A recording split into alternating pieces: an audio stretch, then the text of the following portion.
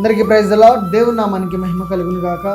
ఈరోజు దేవుని వాగ్దానం, మీకు కలిగిన ప్రతి శ్రమలో మీరు విజయం పొందుదురు గాక. హల్లెలూయా.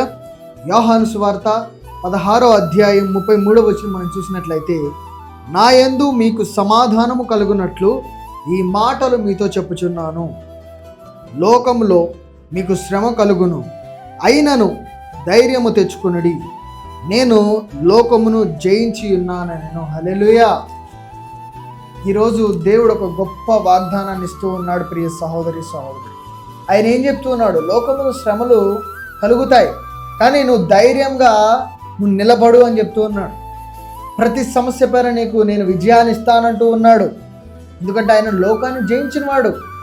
లోకం జయించనిది ఆయన జయించాడు. పాపాన్ని జయించాడు, మరణాన్ని జయించాడు. ఇవన్నీ జయించిన వాడు మన తండ్రి. మరి నువ్వు కూడా ఆ పాపపు ముళ్ళను విరచాలి.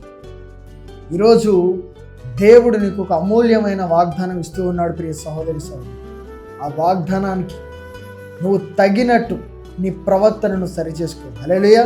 ప్రార్థిద్దాం. మహాపరిశుద్ధుడా, మహోన్నతుడా, సర్వోన్నతుడా, సర్వాధికారి, సంపూర్ణుడా, మా ప్రియపర్లకు తండ్రి, అయా ఇచ్చిన వాగ్దానాల బట్టి నీకు వందనాలు.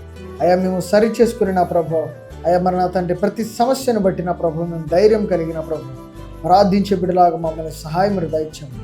అదరడని యేసుక్రీస్తు నామములో ప్రార్థించి ప్రాధాన్యపడి అడిగి పెడుకుని నాన్న తండ్రి. ఆమేన్. అందరికీ ప్రైజ్.